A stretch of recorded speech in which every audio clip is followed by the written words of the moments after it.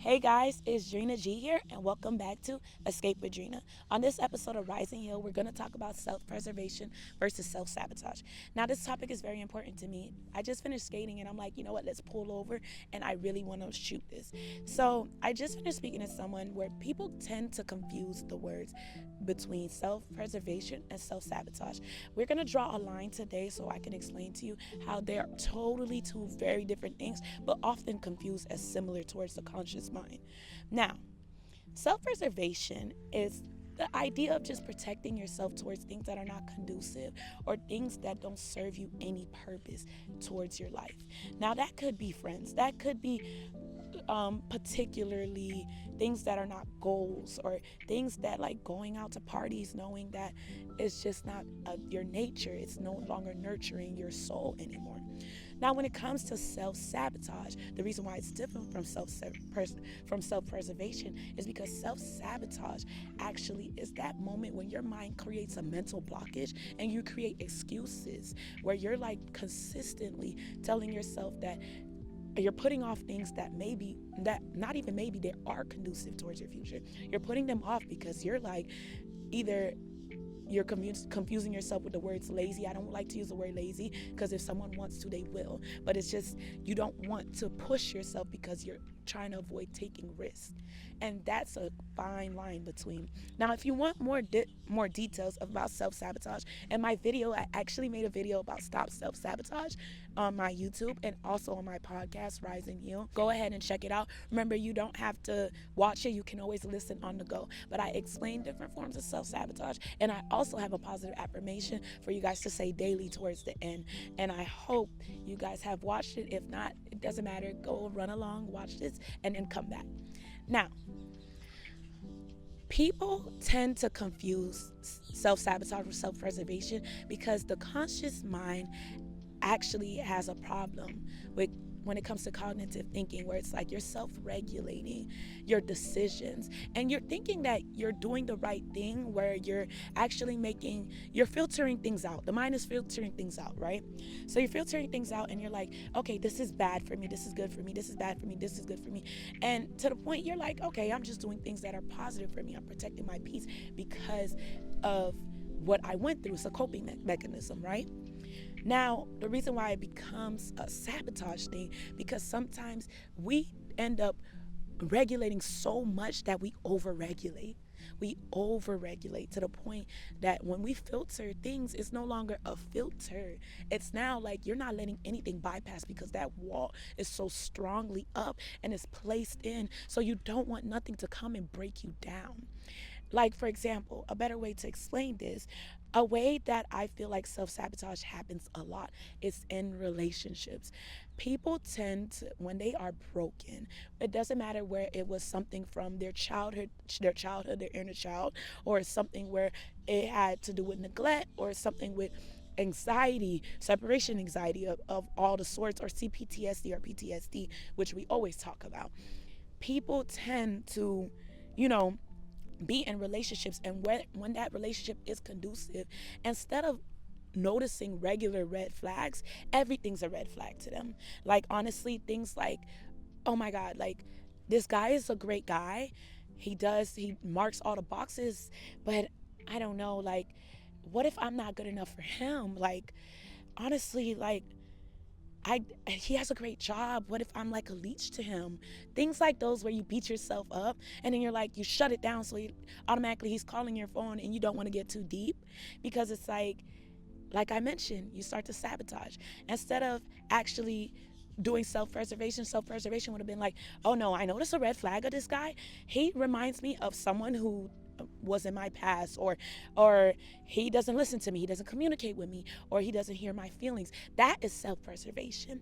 Now, with that, you actually make the blockage in your mind to say this person is not conducive towards your life, because either they remind you of your past, or not only that, they're not doing simple tasks that build a relationship up. Now, if you're starting to push aside things where you know that they are conducive towards your future, like, I have to read a book. You've been saying you have to read a book for about 3 months now, and you always tell yourself, I have to read a book, but honestly, I can't. I work too much. And honestly, my work is what makes me money. So why would I spend time reading a book? I need to be resting. It takes a second to read a line out of a book and end up turning into a chapter and end up turning into the whole book from time to time. You have to count progress, but instead your mind already puts that blockage up because of the risk. The risk of, I don't want to lose money.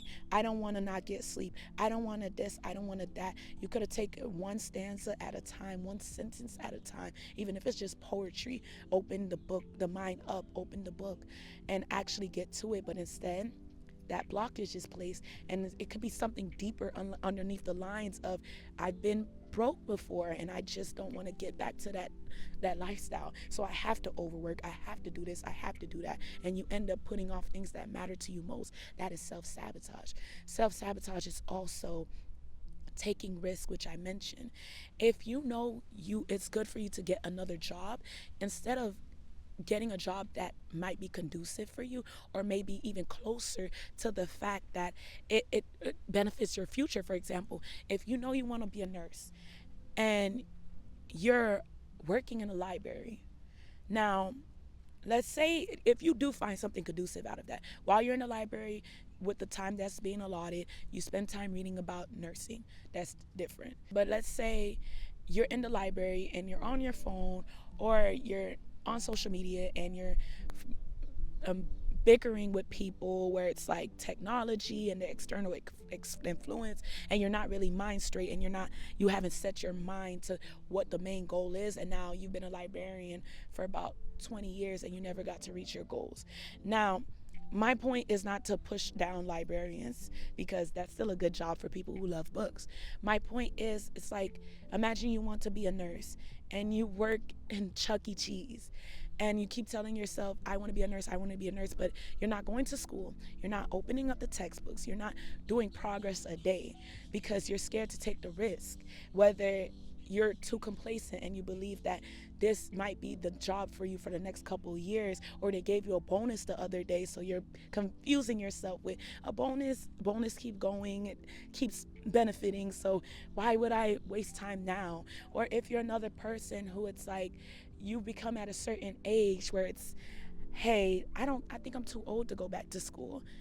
These are all forms of self-sabotage. Now, a big sentence that a lot of people do is the, I'm too old for this, I'm too old for that. Another form of self-sabotage is comparison. For example, I already mentioned a little bit where you compare yourself in relationships, where you kind of feel like because somebody is doing better than you, or honestly, instead of them being a motivator for you, you see them as like a challenge or a competition. Comparison is very huge in humans, and especially when the external influence is opened up. People live certain lifestyles, but you will never see from the outside looking in how people are truly living. People would tend to get on social media and fake a whole lifestyle to you, or only show you their positives, because in reality, even you sitting at home, nobody wants to talk about the negatives. It's not conducive. People don't want to talk about the negatives. They always want to portray themselves as living lavishly, luxuriously, or even better than others. It's all a big comparison book. So instead of being influenced by those outer voices or their external influence, you need to get back into your inner influence, where it's just like, I'm only listening to myself. And that's where self-sabotage comes in, because instead of actually seeing what your potential is, you're starting to compare yourself with others, and then it places you back complacent, because instead of pushing yourself further, you tell yourself you're not good enough. A moment where I had self-sabotage myself was when I was a beginner figure skater. When I was a beginner figure skater, and I'm still a beginner, I'm just consistently more consistent than versus when I was like a true beginner. Like, I'm talking about putting on skates and can't even walk. Now I'm doing jump spins, but I'm still in the beginner because I haven't took certain tests to pass to certain advances. Now, in a moment, I seen a guy who was literally doing way better than me in like 2 weeks of beginning. And I'm like, we started the class at the same time. We're this, we're that. And he's younger than me. And I'm just like telling myself, like, maybe I am ridiculous for actually thinking that I could become a figure skater right now. I have so much going on. I work. I am trying to do all these things. At the time I was in a relationship, so I'm trying to take care of my partner. So, and obviously my relation, which I mentioned to others, that my relationship was actually very not conducive, and I was messing with a narcissist. So I'm trying to please my partner, and as a codependent person, I was starting to down myself, and that's where the self-sabotage came in, because I'm looking at him and I'm like, yeah, this is not it for me. This is not even thinking about how ice skating really benefits me, how I'm able to turn off the external influence and turn off the outside voices of traditions, religion, or parents, or anything, or friends that actually are not conducive towards my mentality or my future growth. I turn it off when I skate. I didn't even think about those benefits. All I thought about was, that guy is doing better than me and I am behind.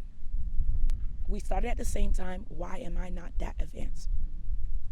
Now, another way to reframe it, and if you feel like that is what it is, let's say that's what you feel, that's what it is. Reframe it by looking at the benefits of what you're doing if it makes you happy. Ice skating makes me happy. The reason why, like I said, I'm able to turn off the external influence and turn up my internal.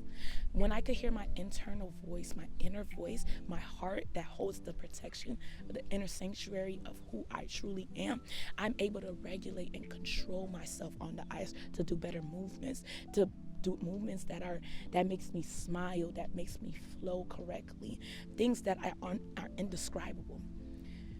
When you have to reframe this, think about the benefits of what you're doing. Don't think about competitors. Don't think about people who may be better than you, or people who may be even looking down on you. Like, people tell me that I'm surprised I never knew black girls skate. That's a white girl thing. Things like that, they bring color into it. All those things, exit all the negatives out your mind and start thinking positive. Does this benefit me? Does it make me happy? Is this for me? Remember this question. Is this for me? Is very important, because when people go outside 10 times out of 10 and they do something, and I want to say 9 times, let's not be too uncanny. 9 times out of 10, people genuinely, after doing something, they feel heavy weight is on them and not released, because they did something for someone else and not for them, and it makes them unhappy. So think about those things. Are you doing it for yourself? And start reframing it. Now, all those things that you were thinking that, oh, I'm too old to be going to college right now. There's teens around me, and I mean adults, but sometimes it's teens because of dual enrollment. There's teens around me, and I'm not gonna surpass them. My brain doesn't work the same, or whatever the case is that you're sabotaging yourself. Reframe it. There is no clock. That clock, that internal clock that you're forcing your mind to regulate, let go of it and start realizing the only competition is you. And you're your own competitor. And you want to know why? Because the one thing that's holding you back is your self-doubt. You're holding your own self back. It's a me versus me moment. But you don't see that, because in your mind, your conscious mind is telling you that this is self-preservation. I'm just protecting you, Drina.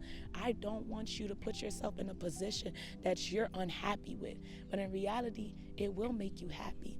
All you need is persistence. All you need is consistency. All you need is yourself to pat yourself on the back and say, you know what? I may not have been skating for as long as him, or I may not have been as consistent as him, or shoot, I may not have the muscles as a younger sport. You have to remind yourself, regardless of the fact, you're making progress. And when you realize that progress, that I made so much progress from skating, that when I look back and I think to myself, I don't think about anything else but me.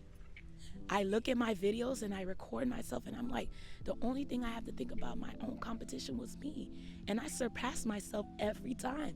Every time I get on that ice and I learn a new trick and I learn a new move, or shoot, if I learn a new sequence, even if it's something as I took my time better today, or I woke up to make it to the ice today. Little things like that are things to be grateful for, to remind you that progress is happening. Take it one step at a time. And when I say steps, I mean as little as baby steps, as little as snail steps. Take it one step at a time. And the further you get, when you look back, the only thing you're going to be looking back at is what you just came from. That's how you break self sabotage. Remember, self sabotage, there's a huge fine line between self sabotage and self preservation. Self preservation is positive. When it comes to noticing red flags and noticing what is not conducive towards your future, you want to preserve it. You want to filter it out so that you know that things that are positive towards your future are the ones that stay. That's mean risk does come with self-preservation. Risk comes with self-preservation because these are things that are conducive towards your future. So if you have to take risk, like I may have to get rid of this job, because if I get rid of this job and I get in a better job, also look for the job that you want. Make the progress. Like I said, if I get rid of this job and I get to the new job that, I don't know, working front desk as a nurse instead of working at Chuck E. Cheese. Working front desk as a receptionist in a hospital, pushing yourself further towards becoming a nurse. Or if you're a librarian, making sure that you're researching and doing everything you have to do, whatever studies that nursing takes, that you're doing, you're putting time into it, whether it's 10 minutes a day, 30 minutes a day, closer and closer to your future, the progression. That's what's important. And that's how you break that unhealthy self-sabotage pattern. But remember, don't beat yourself up if you realize today that this may be you. Self-sabotage is something the mind doesn't recognize until it's almost like, I don't want to say until it's too late, but until you're probably sitting here realizing that I may be self-sabotaging myself. Self-sabotage is just that mental block your mind puts up because it thinks that it's protecting you from anything that you possibly went to. It's just a coping mechanism. So when you think that you're self-sabotaging, just reframe it. Think of a positive affirmation. And once you do that, honey, you will stop self-sabotaging yourself and you will start doing things more conducive towards your future and start seeing the light in nature and the light in life. And thank you again for watching Rise and Heal. If you also want to know more about self-sabotage, guess what? I have a workshop for you. I'm hosting a webinar soon coming, June 6th. I am excited. This is going to be my first webinar. I want you guys to please tag along. The entry fee for the webinar is $20, but promise you, this is going to be the best $20 you ever spent. At the end of this 45-minute session, I will be also giving out virtual goodie bags, and I'm choosing 2 practice clients to be working on with for the next 90 days so that I'm actually able to help you turn your whole life around with a different transformation than you were before the start of the 90 days. If you guys are interested, please join my webinar, and I'll see you soon. Thank you so much for watching Rise and Heal. And yeah, Rise and Heal, guys. Bye.